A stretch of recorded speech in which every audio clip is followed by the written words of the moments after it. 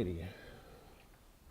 Good morning again. So glad that you're here. I mentioned over the last couple of weeks that we were going to start going through the book of, depending on your pronunciation, it's okay. It could be Habakkuk. It's also pronounced Habakkuk or Habakkuk. And so we're starting there today. It's a short book. We were only going to spend about 5 weeks going through this, but I was feeling like it's so appropriate for our time, for where we are as a nation, where we are as a people, because quite frankly, we see things happening around us that are concerning. We see things happening in culture. We see things happening, quite frankly, around the world that, oh man, it can really put a strain on your faith sometimes. And I think that the questions that we are going to address over the next few weeks are things that people struggle with, and even it helps them to stay away from God, if that makes sense to you. It becomes this block, like why is there evil in the world? Why do these disasters happen? Why do bad things happen to good people? Why, right? And so it's important for us to be able to address those in our own lives, because when we have questions and when we have doubts, quite frankly, when we have concerns about how God interacts with the world, it's appropriate for us to ask those questions. And so we're going to start that process today, and we're going to do it through the lens of Habakkuk and his questions and his concerns and his interaction with God. Before we start, of course, we have to start with a story. And so I want to share this story with you that I think helps to illustrate the idea of injustice. Cornelius Anderson was convicted of armed robbery and sentenced to 13 years in prison in the year 2000. The day he was sentenced, Anderson was told to wait for instructions on when and where to report to prison. When those instructions never came, Anderson went on with life and actually turned things around. He paid his taxes and traffic tickets, renewed his driver's license, and even registered businesses with no effort to conceal who he was or where he was. He thought his case had been forgotten or even forgiven until a SWAT team showed up at his house while he was getting breakfast for his daughter. Peter Joy of the Criminal Justice Clinic at Washington University School of Law in St. Louis, boy, that's a title, isn't it? Said, "It isn't unusual for cases to fall through the cracks, but it is unusual for a case to be forgotten for so long." Joy added, "The real tragedy here is that one aspect of prison life is the idea of rehabilitation. Here we have somebody who has led a perfect life for 13 years. He did everything right, so he doesn't need rehabilitation. Now, should we leave the story there? Should we think of the story and we're all like kind of angry at the fact that this man, was forgotten and got on and actually turned his life around and is now arrested down the road? Should we leave it there and be frustrated? I mean, I don't know what your thoughts are on the subject. Do you feel like this is an injustice for this man? It seems like it, doesn't it? Well, here's the end. Anderson sat in prison for several months until a judge finally did grant him credit for the 13 years between when he was convicted and rearrested.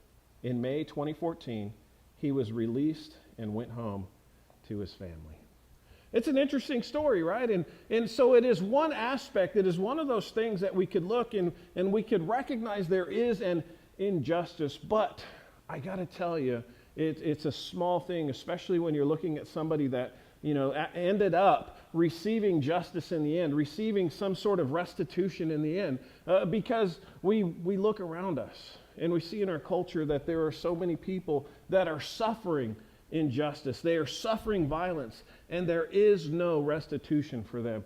There is no justice to be found for them. And so we really do, as Christians, I don't know if you know this, I don't know if you realize this, but as Christians, we should be concerned about injustice in our culture. We should be concerned about violence in our culture.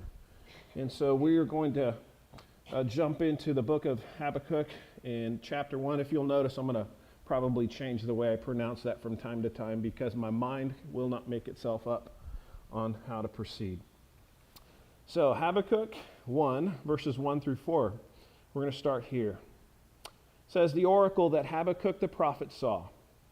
And then it goes in. This is just a description of why is the book here? Who is it that has recorded this? Verse 2. How long, Lord, must I call for help and you do not listen, or cry out to you about violence and you do not save? That sounds like a great question, doesn't it? Anybody here watch the news?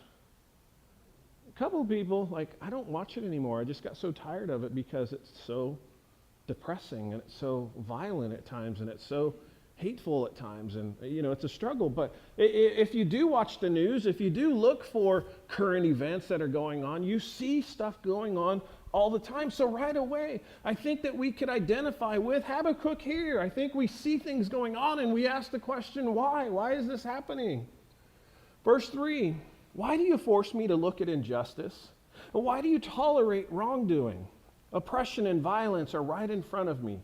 Strife is ongoing and conflict escalates. This is why the law is ineffective and justice never emerges. For the wicked restrict the righteous.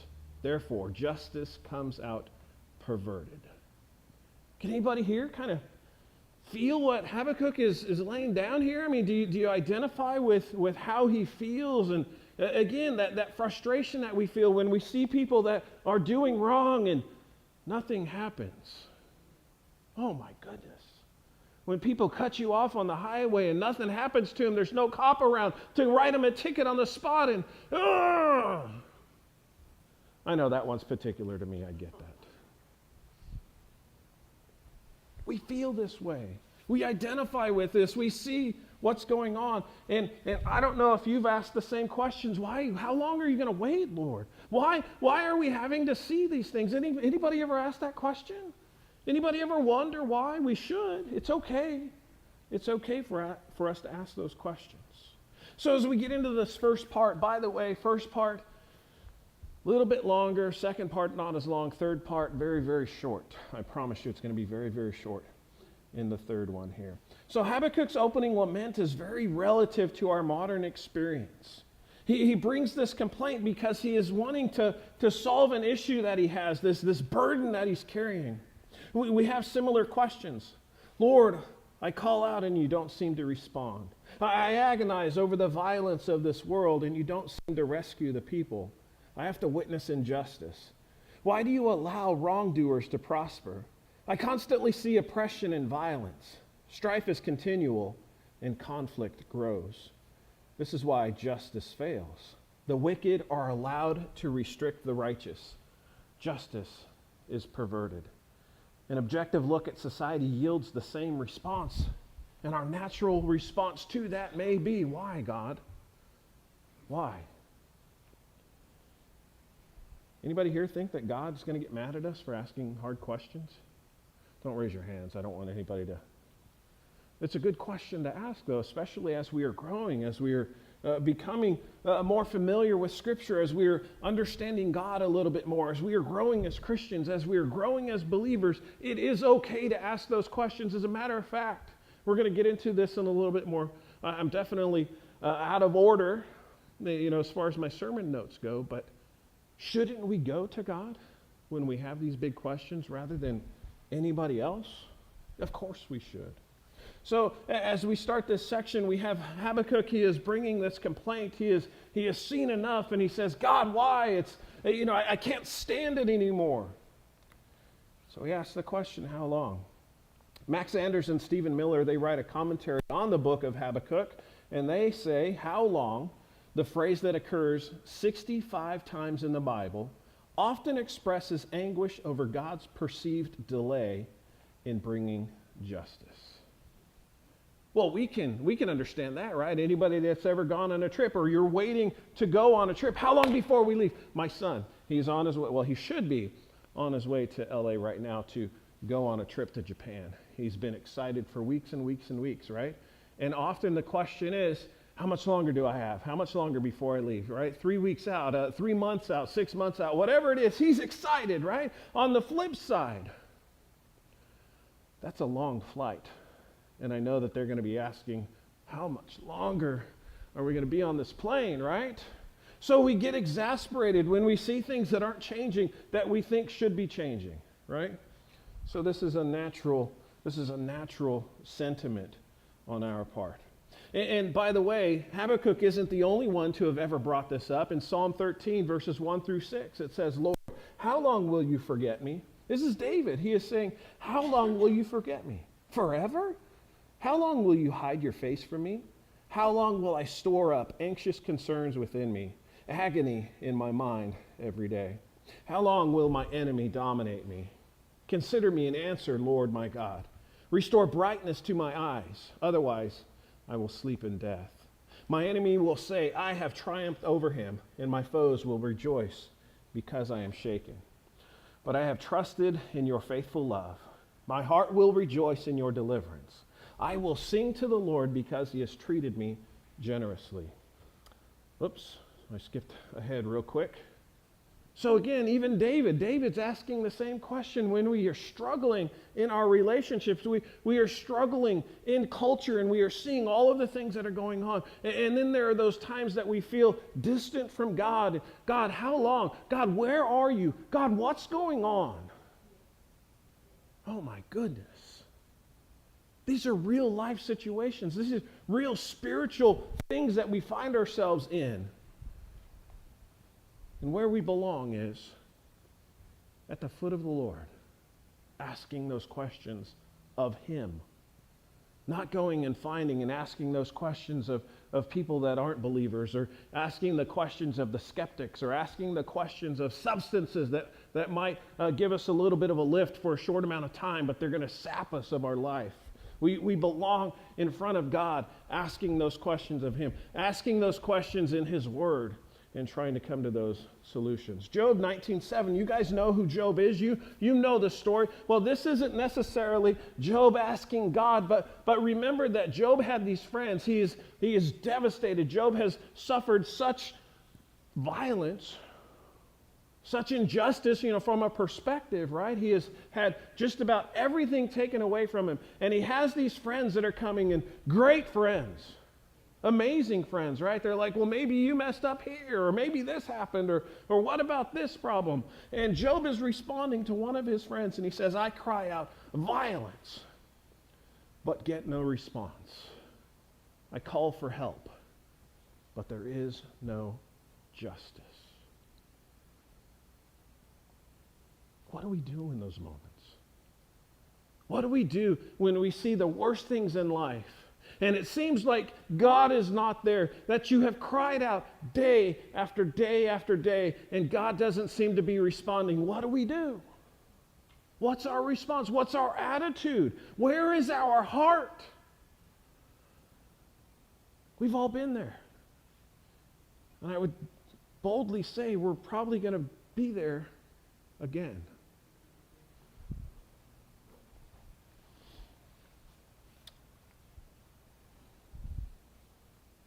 I get frustrated. I get frustrated with our culture. I get frustrated with the fact that they'll take advantage of the weak, and they'll take advantage of the people that are distracted, or flat out they'll be violent against the weaker ones, and nobody is standing up to them. It was 2 or 3 weeks ago I was up here, and I just went off on this tangent that I'm prone to do from time to time, and was talking about a video that I saw where a woman had been punched by this man, and nobody came to stand up and stand up for justice, or stand up to protect her. And it concerns me that I see this more and more and more. There are people that won't stand up against violence. They won't stand up against evil. And that concerns me. Truth is, it's all around us constantly. Walter Kaiser, he says 5 times in this brief book, Habakkuk decries the overwhelming presence of violence. Noah used the same word to describe the society in his day, which God found necessary to destroy with the flood. The violence was the manifestation of the meaner. I know we use that term meaner a lot, don't we? In a different way. But it's a manifestation of the meaner, baser, and more selfish instincts of the haughty persons against the weaker elements of their culture. We see it constantly. We see it all the time. people that don't have the means are taking advantage of those that do have the means. People that are maybe a little bit more educated in one area take advantage of people that aren't and swindle them and cheat them out of things. Or flat out people are just wanting to do violence against people because they think it's fun and funny. Max Sanders and Stephen Miller, they say the Hebrew word rendered violence, which in Hebrew is chamas, may refer to injurious language or harsh treatment, but is used specifically of physical violence. Godly people were being harmed by these thugs, and yet God had not intervened to save them. Do you have a problem with that? Do you have a problem seeing in our culture that violence is done constantly, and then it happens again, and then it happens again? It seems to go on without end. Is that a problem for anybody else? I hope it is. It should be a problem for us in our hearts, right? I'd mentioned at the beginning, one of the things that is problematic for Christianity and problematic for belief is this, it's called the problem of evil. And what happens is the existence of evil for people that aren't believers, they'll ask questions like, how could cancer exist if God is good? How could things happen to babies if God is so good? How could there be these mass devastating natural disasters if God is good? All of these things and all of these questions, and let me tell you something, they are not wrong in asking the question. They're not. The problem is they are coming at it with some presuppositions that assume that an all-powerful and all-loving God would not allow certain things to happen. So we have to be careful again in how we approach even the existence of evil, how we understand that and how we process that in our minds. Again, all of these things, violence and evil, and the presence of all of this, how we feel about it is completely understandable. Our concern about those things is genuine, and Habakkuk's desire to see things change drives him to confront God. Does that scare anybody else? I am so frustrated right now that I'm going to go and I'm going to knock on God's door. I've got some words for God this morning. You ever been there? Listen, sometimes we get there.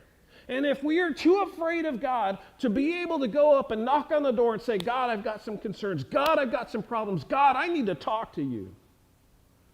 Well, then we don't properly understand Yahweh. Jesus paid the price so that we could go and ask those questions, so that we could go and enter into his presence and express our concerns and share our frustrations. He is that God that wants to be a part of that conversation. And as a matter of fact, beyond that, he is the God that understands every single thing that we go through the experience of his son, Jesus. Wow. That should change things for us, right, when we go through these struggles. Max Sanders and Stephen Miller, again, in their commentary, they say the book of Habakkuk begins in a unique way with a question for God. Again, it's surprising sometimes. You know, we are trained, you don't question authority, right? When you're being raised up, I mean, at least when I was growing up, you didn't question mom and dad. You might get away with questioning mom a little bit. Oh, but you didn't question dad, right? And so we kind of applied that to God the Father, right? We don't bring questions to God. We just, this blind obedience, and to a degree, we should be obedient to God even when we don't understand everything, right? But we have to be careful. Are we coming at God with our doubts and doubting who he is and saying, you're no God at all? That's not right. But if we come to God and we say, God, it's not making sense to me. God, I've got a problem. I'm struggling with this. God, it breaks my heart to see these things. God, those are okay. Those are appropriate. Habakkuk rather boldly asked God why he tolerates sin. Initially, we may be a little shocked, but God was not offended by Habakkuk's inquiry. Neither is God insulted when we come to him with our questions. As a matter of fact, God is probably offended when we go everywhere else looking for answers except to him. That's where the problem comes from, right? when we were trying to find it in philosophy apart from God, when we were trying to find these things in relationships apart from God, when we were trying to find all of these answers in every other place but with God. R.D. Patterson, he says, Habakkuk cannot understand why God is ignoring the rampant corruption that he sees all around him in Judah. He has often cried to God in anguish, but has received no answer, because the call and answer motif is used often in the Old Testament to express intimacy of communion between God and the believer. God's failure to answer the prophet's call may indicate Habakkuk's fear that perhaps he is out of fellowship with God. God, I've been calling out to you. God, I have been praying for a change. God, I've wanted to see justice done on these people. And by the way, I haven't done a good job yet of describing what Habakkuk has a problem with. Remember that Israel is the chosen people of God. Judah is supposed to be that nation is supposed to be that godly nation, that light on earth that is supposed to shine on the rest of the world and declare that there is a God. They have denied God. They have turned their back on God. And instead they have gone, and instead of living by God's law, they have perverted God's law. They have ignored God's law. They have treated God's people evil and violence and injustice. That's a problem. And this is what Habakkuk, he's crying out against his own people. It would be as if we came to church and Miss Norma was being the meanest person in the world to everybody she saw. I know, you have to use your imagination, right? And nobody did anything. Nobody said anything, right? And all of a sudden everybody sees, well, if she can get away with it, I'm going to start doing it too. And everybody's just sniping at each other. Everybody's punching each other when they come in the doors because sometimes you just feel like it.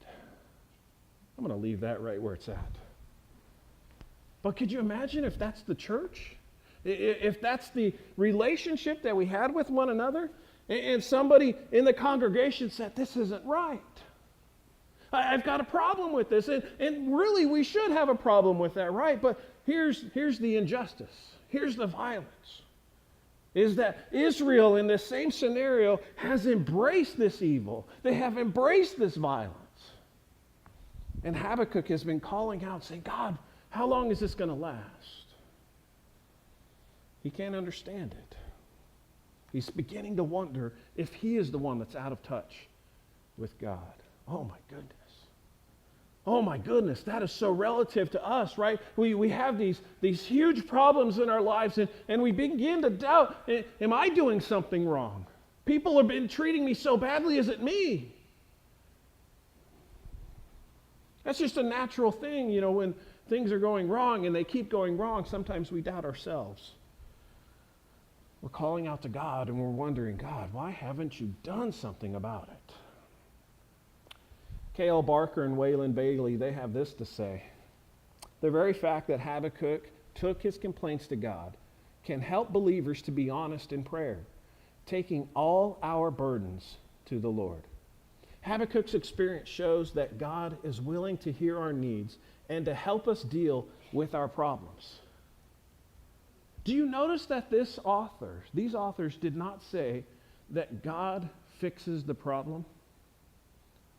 Because it's not always God's plan to do that, is it? You see, sometimes we're so, we've got the blinders on, right? We're the horse being led, right? And the blinders are on, and there's only so much we can see, and we just don't have the perspective. And thank goodness that God is the one that has the perspective, right? He's the one that sees all things, and he knows all things, and he knows what's going to happen, and he knows what needs to happen, right? Ultimately, as we go through these things, it's an exercise in trust, isn't it? Again, R.D. Patterson, he has this to say. For Judah's law ultimately resided in the revealing teaching of God, whose standards were to permeate every area of the believer's life. Man, that's great, isn't it? We are supposed to, even us, we shouldn't even look back into only Habakkuk's time, right? This is something that should apply to us. The revealing teaching of God, whose standards were to permeate every area of the believer's life. We are believers. These standards that we find in God's Word, they are supposed to be things that people can find in our lives. This love it just overreaches everything that you could understand. When somebody treats you bad and you're like, I'm going to go buy him lunch. And people look at you like, are you insane? Yeah, I kind of am. I'm a Christian. Kind of goes with the territory. You do things weird, right? Accordingly, justice and righteousness, the twin expressions of God's legal and judicial holiness, are openly perverted. In Habakkuk's time, in our time, I don't know if you know this, but there are Christians, so-called Christians, that are doing violence, that are doing evil, that are doing things that shouldn't be done. So what we hear and what we read in Habakkuk here, it's the condition that frustrates Habakkuk, right? This scenario. We feel it and we see it and we sense it too, because we have to live it too. Let's move on to the next section here. We're going to read verses 5 through most of verse 11 now. This is God. He is responding. Habakkuk has come and he's brought his complaints and he says, God, how long? He says, God, why? And God has this to say. And I really want you to pay attention to how God is describing and what he is talking about, because it might seem odd. Verse 5, it says, look at the nations and observe. This is God's response. He says, be utterly astounded. For something is taking place in your days that you will not believe when you hear about it. Look, I am raising up the Chaldeans or the Babylonians, depending on your translation, that bitter, impetuous nation that marches across the earth's open spaces to seize territories not its own. They are fierce and terrifying. Their views of justice and sovereignty stem from themselves. Their horses are swifter than leopards and more fierce than wolves of the night. Their horsemen charge ahead. Their horsemen come from distant lands. They fly like an eagle, swooping to devour. All of them come to do violence. Their faces are set in determination. They gather prisoners like sand. They mock kings, and rulers are a joke to them. They laugh at every fortress and build siege ramps to capture it. Then they sweep by like the wind and pass through. Here you have Habakkuk, who is bringing his concerns about Judah, who is bringing his concerns about God's chosen people and how they have turned their back on God, how they have begun to behave just like the other cultures around them. And God's initial response is to say, hey, check out these guys. They're violent. Their mechanisms for war are fierce and fast. Does it make you like what? Anybody else wondering what's going on here? How is this God's response, right? What God is describing in his response is this nation that has a contempt for people in life. You guys ever come across people like that? You few that watch the news, maybe you see it on news broadcasts. Depending on your political slant, maybe this is how you see the other side, right? Oh, I hate those people. All they do is bad things, right? All they do is evil. Well, we have to be careful in that. God's initial response to Habakkuk's complaint seems to venerate the Chaldeans. It's weird. They seize territories not their own. They are fierce and terrifying. Their views of justice and sovereignty serve their own needs and desires. Quite frankly, they are subjective. Their reach and strength is depicted in the description of the horses, the horsemen, and the eagle. Those things convey power that cannot be challenged. They are set on violence. They capture people in vast numbers. Other rulers are of no consequence to them. They mock the presence of fortresses. They pour over the land swiftly like the wind. Anybody want an enemy like this? Anybody want to join up? Anybody volunteering to serve in the military when you hear about this force coming your way? Might have some draft dodgers if you hear about that, right? Like, oh my goodness, there's no chance. Are you guys wondering? Are you guys thinking to yourself, why is this God's response? We'll get there in a minute. If you're following along, Deuteronomy 28, 45 through 52. I know it's a number of verses, but listen to this. This is all the way back. As God is establishing the nation of Israel, he is establishing the law. He is letting the people know, if this, then that. Remember that if you are my people, if you will be my people, if you obey my word, if you love me, all of these things, right? Verse 45. All these curses will come, pursue and overtake you until you are destroyed, since you did not obey the Lord your God and keep the commands and statutes he gave you. These curses will be a sign and a wonder against you and your descendants forever, because you didn't serve the Lord your God with joy and a cheerful heart, even though you had an abundance of everything. That line right there. Oh my goodness. Pause right there for just a minute. Think about Israel.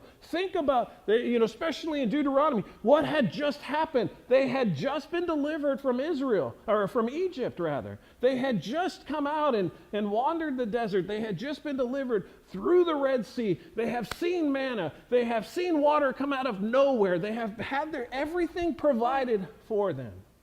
And I love the fact that Moses records this. Even though you had an abundance of everything. Man, we could point fingers at ourselves over that one, couldn't we?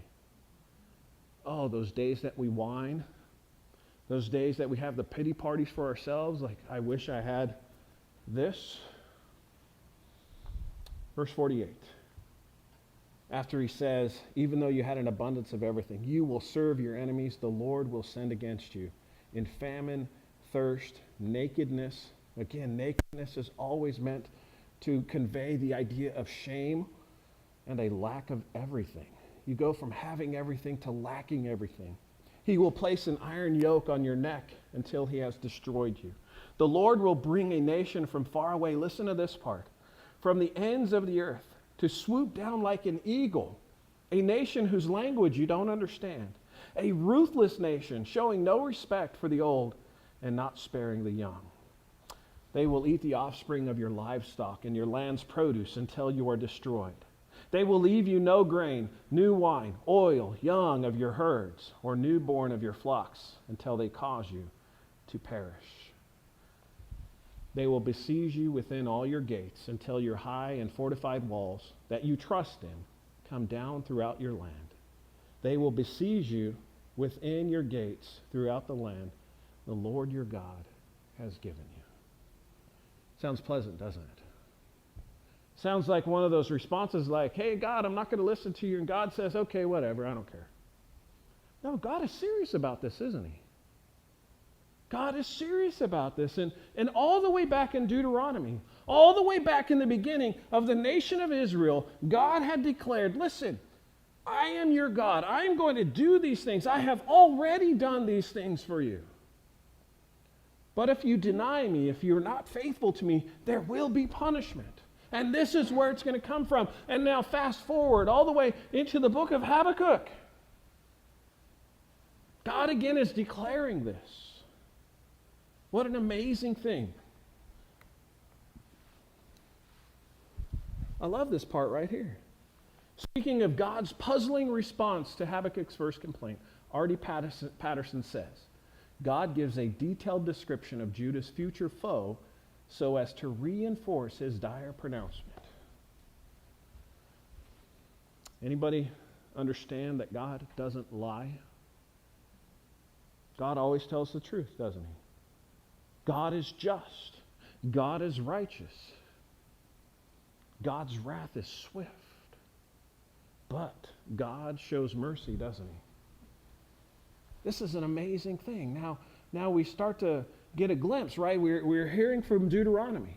Remember that Habakkuk's problem is the nation has turned against God and they're doing violence, and then God, as he is complaining to God, God says, okay, there's this nation that's coming, and we're scratching our head, and then we go back to Deuteronomy, and now we start to see, oh, wait a minute. Do you mean to tell me that God is in charge? Do you mean to tell me that God has known these things and has set things into motion so far in advance? Yeah, that's kind of how God works, isn't it? Jeremiah 6:6-8. For this is what the Lord of hosts says. Cut down the trees. Raise a siege ramp against Jerusalem. This city must be punished. There is nothing but oppression within her. As a well gushes out its water, so she pours out her evil. Violence and destruction resound in her. Sickness and wounds keep coming to my attention. Be warned, Jerusalem, or I will turn away from you. I will make you a desolation, a land without inhabitants. Again, a pleasant response. You know, sometimes this is my concern. If you get connected with people that never look at the Bible objectively and they never read all the way through the Bible, they just kind of pick the good parts. That's a dangerous faith, isn't it? It's dangerous. You should be a part of a church and you should be a part of a group of people that read the Bible and accept it 100% complete. God's wrath is real because God's justice has to be satisfied, right?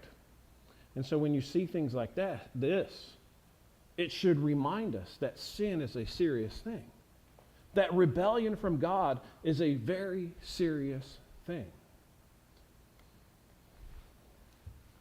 You guys are like, wait a minute, we're talking about conquering nations, we're talking about evil and violence, we're talking about wrath, and we're talking about justice and all of these things, and then you come and you see this picture, you're like, is that an art gallery? Are we going to the museum, Pastor? Like, what is this? I wanted to illustrate a great quote from Anders and Miller. And they say Habakkuk was an artist with words, and he described Babylon's forces in very picturesque terms.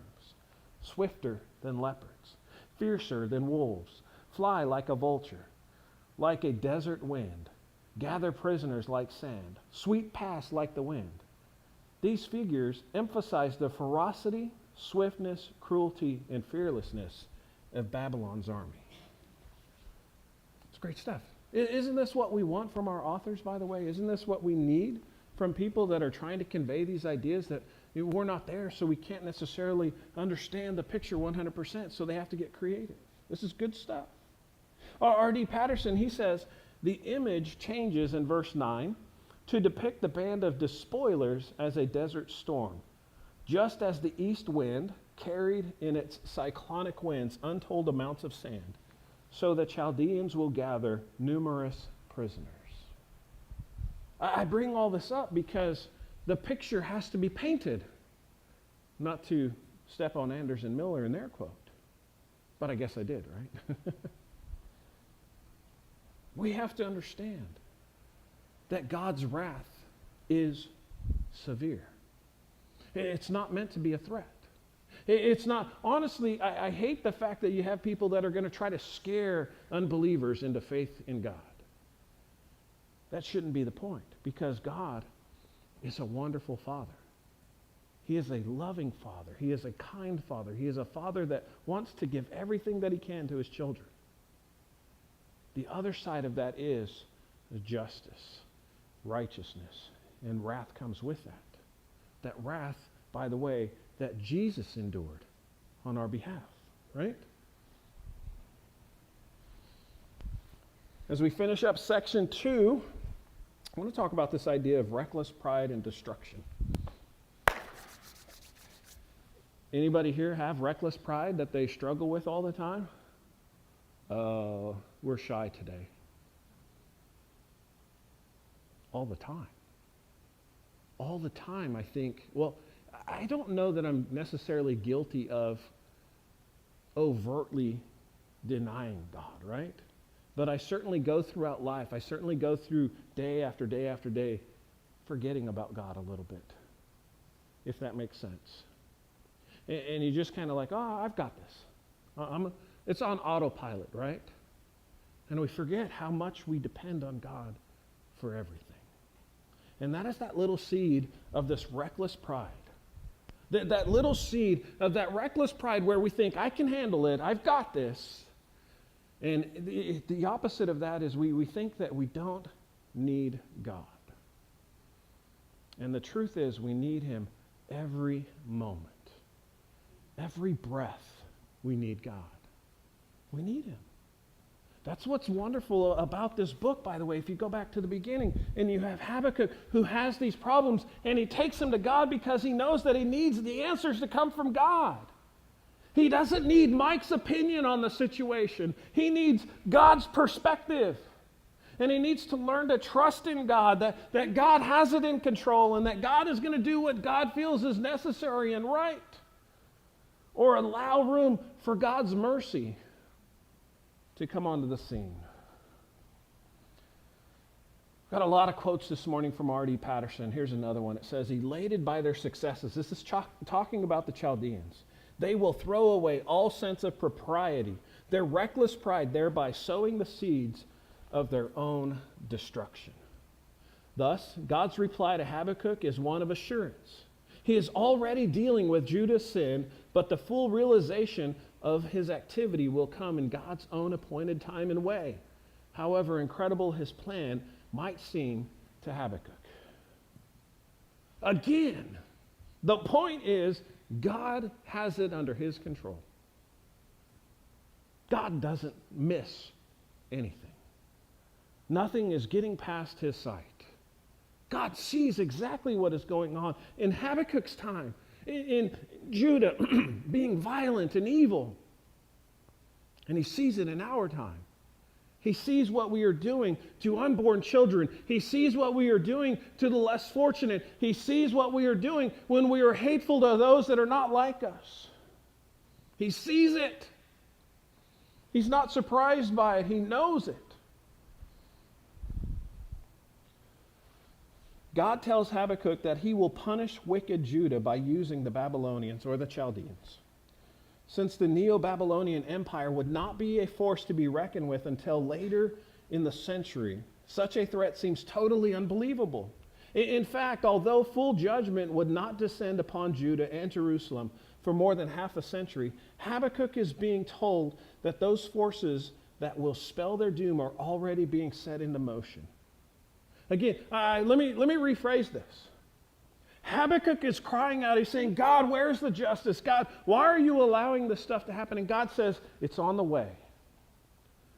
It's on the way. In the form of this nation, the Babylonians are the Chaldeans, and their horses that are swifter than cheetahs and more fierce than wolves, the horsemen, right? And the fact that they're capturing people like crazy. It's on its way. Little does Habakkuk know that it's 50 years away. But what is amazing is God has already set it in motion. God knows exactly what's going on. He's dealing with it.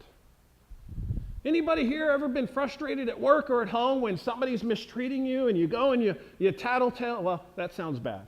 Okay. You go and you mention it to the person in charge and they don't do anything right away. They don't do something in your time.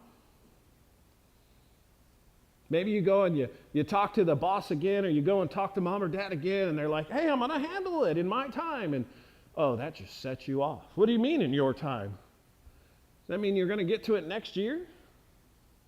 Well, we could ask the same questions of God, couldn't we? Does that mean you're going to get to it next year? And I could just imagine God being like, if it's next year, it's next year. If it's in 50 years, it's in 50 years, but rest assured, I got it. Shouldn't we start there? Paul Wright, he says the Babylonians were God's instrument to punish Judah.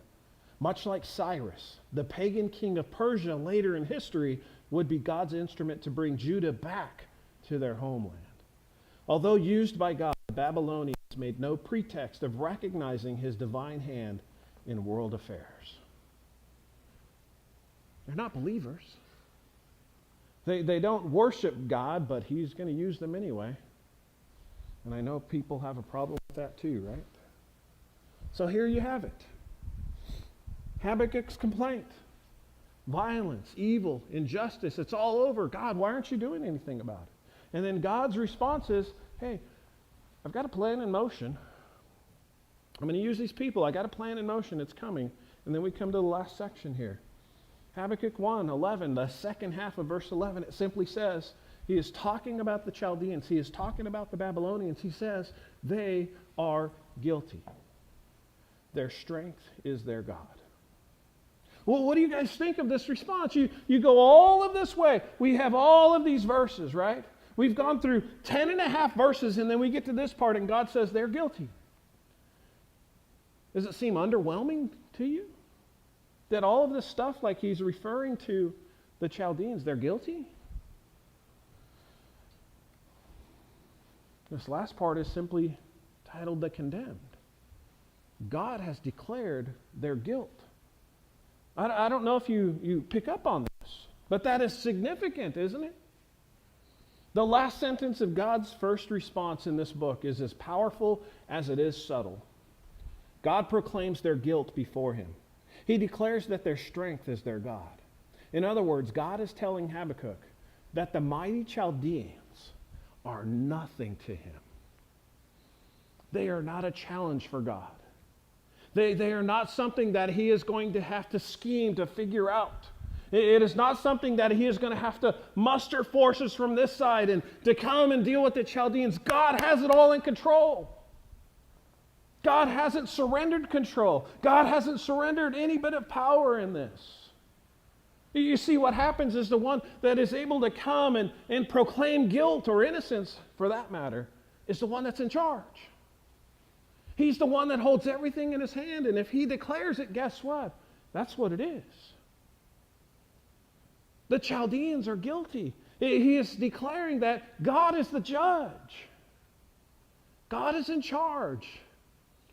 God is maneuvering these things. I know it's tough for us sometimes, but if you go back to the beginning and we're talking about all of the evil and all of the things that even we witness, and if we were to imagine God's response as being something, hey, listen, there is this solution, it's violent and it's fast and it's fierce, and we're like, oh, big deal. It seems like a little bit of overkill, God. Why don't you just do something else? And then at the end, God says, ultimately, I've got it under control.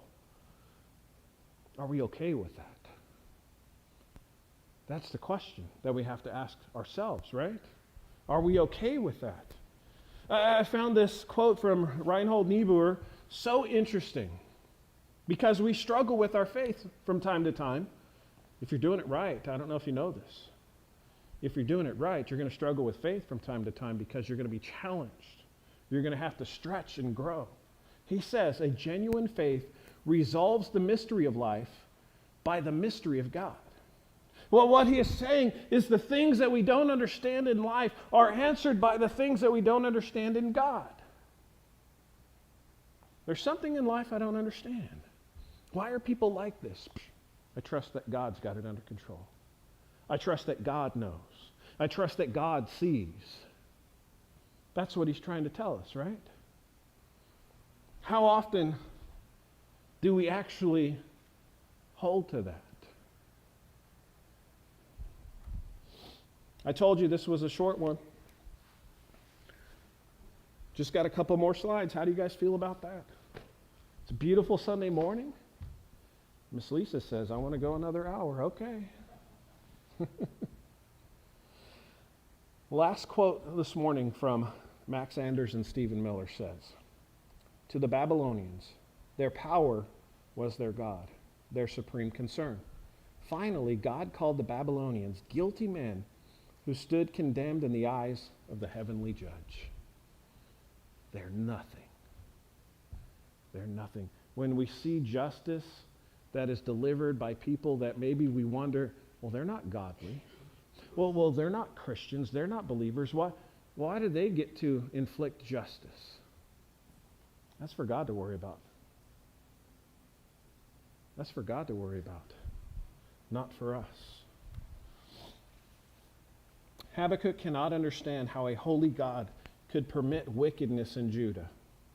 But God assures him that he will punish sin. That's a good summary, isn't it? We don't always understand, but God's going to do the right thing because he is God. We okay with that kind of a statement? We should be. Let me share with you the key thought for this morning. While the existence of evil and injustice are difficult to witness or accept, it is the duty of the believer to trust God and his plan for mankind, even learning to wait on God to deliver righteous judgment in his time. When we have these questions, when we see all of the chaos, when we see all of this stuff and we're just frustrated, that is the time that we're supposed to rally toward God, draw in toward God, and know that God has it under control. Let me finish with the story here. The story has been told of a man who was caught and taken to court because he had stolen a loaf of bread. When the judge investigated, he found out that the man had no job and his family was hungry. He had tried unsuccessfully to get work, and finally, to feed his family, he had stolen a loaf of bread. Although recognizing the extenuating circumstances, the judge said, "I'm sorry, but the law can make no exceptions. You stole, and therefore I have to punish you. I order you to pay a fine of $10. He, being the judge, then continued, "But I want to pay the fine myself." He reached into his pocket, pulled out a $10 bill, and handed it over to the man. As soon as the man took the money, the judge said, "Now, I also want to remit the fine." That is, the man could keep the money. "Furthermore, I am going to instruct the bailiff to pass around a hat to everyone in this courtroom. And I am fining everyone in this courtroom 50 cents for living in a city where a man has to steal in order to have bread to eat." The money was collected and given to the defendant. This is an excellent example of justice being meted out in full and paid in full, while mercy and grace were also enacted in full measure. There is a lot of garbage in this world. There's a lot of evil, there's a lot of violence, there's a lot of injustice, but it's still not outside the purview of God. God is still in control. God is still influencing people. He's still rescuing people.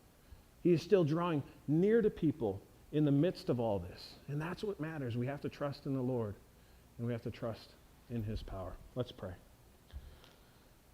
Father God, as we come to you this morning, Lord, it's important for us to ask questions of you from time to time. Lord, provided we do it in the right spirit. Father, as we ask these difficult questions, Lord, I pray that we would do it honestly. Lord, I pray that we would do it through your word and through prayer. Lord, ultimately, I pray that we would recognize that we simply have to trust in you. We won't always know everything. We cannot know everything. So we have to trust you. Lord, I pray this morning as we go out, Lord, I pray that we would exercise that trust. Lord, I pray that we would be people that would recognize the violence and the evil in our world and do what we can to ease that or to respond to it, Lord, with love and kindness. Lord, I pray that we would be people that would stand up for you, for your word, and Lord, that we would bring glory to your name through kindness. Lord, again, we thank you for this day. We praise you in Jesus' name. Amen. All right, we're going to be dismissed. No final song here, and we'll come again next week. We're still not doing midweek Bible study yet.